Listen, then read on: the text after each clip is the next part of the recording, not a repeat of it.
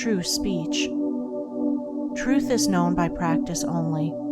Without sincerity there can be no knowledge of truth, and true speech is the beginning of all sincerity. Truth in all its native beauty and original simplicity consists in abandoning and not doing all those things which are untrue, and embracing and doing all those things which are true. True speech is therefore one of the elementary beginnings in the life of truth. Falsehood and all forms of deception, slander, and all forms of evil speaking, these must be totally abandoned and abolished before the mind can receive even a small degree of spiritual enlightenment. The liar and slanderer is lost in darkness. So deep is his darkness that he cannot distinguish between good and evil, and he persuades himself that his lying and evil speaking are necessary and good, that he is thereby protecting himself and other people. Let the would-be student of higher things look to himself and beware of self-delusion. If he is given to uttering words that deceive, or to speaking evil of others, if he speaks in insincerity, envy, or malice, then he has not yet begun to study higher things.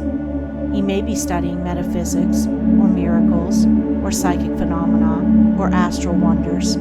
He may be studying how to commune with invisible beings, to travel invisibly during sleep, or to produce curious phenomena. He may even study spirituality theoretically and as a mere book study. But if he is a deceiver and a backbiter, the higher life is hidden from him. For the higher things are these: uprightness, sincerity, innocence, purity, kindness, gentleness, faithfulness, humility, patience, pity, sympathy, self-sacrifice, joy, goodwill, love. And he who would study them, know them, and make them his own, must practice them. There is no other way. Lying and evil speaking belong to the lowest forms of spiritual ignorance, and there can be no such thing as spiritual enlightenment while they are practiced. Their parents are selfishness and hatred. Slander is akin to lying, but it is even more subtle, as it is frequently associated with indignation, and by assuming more successfully the appearance of truth, it ensnares many who would not tell a deliberate falsehood. For there are two sides to slander. There is the making of repeating of it, and there is the listening to it and acting upon it. The slanderer would be powerless without a listener. Evil words require an ear that is receptive to evil in which they may fall, before they can flourish.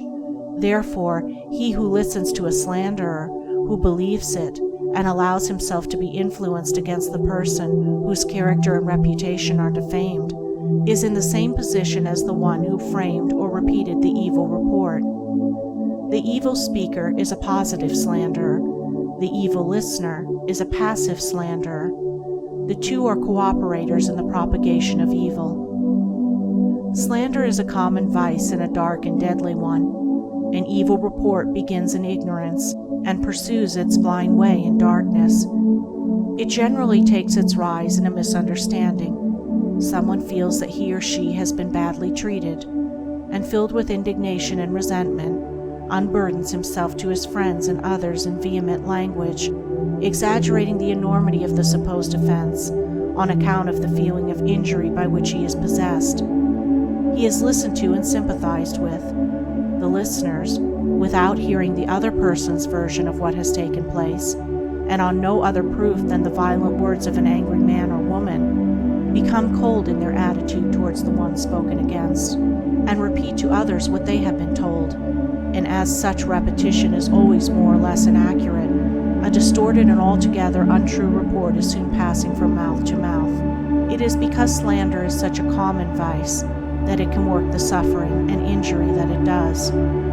It is because so many, not deliberate wrongdoers, and unconscious of the nature of the evil into which they so easily fall, are ready to allow themselves to be influenced against one whom they have hitherto regarded as honorable, that an evil report can do its deadly work. Yet its work is only amongst those who have not altogether acquired the virtue of true speech, the cause of which is a truth-loving mind.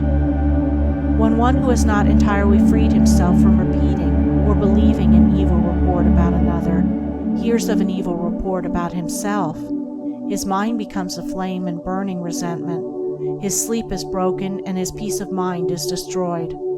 He thinks the cause of all his suffering is the other man and what the other man has said about him, and is ignorant of the truth that the root and cause of his suffering lies in his own readiness to believe an evil report about another.